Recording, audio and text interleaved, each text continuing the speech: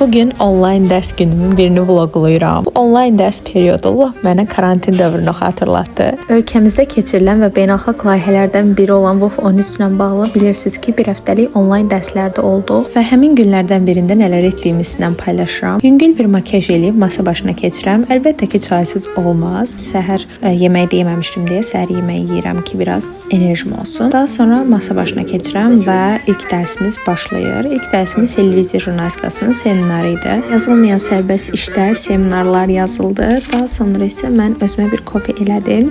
Bu kofeni bəyənirəm, bilirsiniz. O əsnada da çayın qaynamağını gözləyirdim.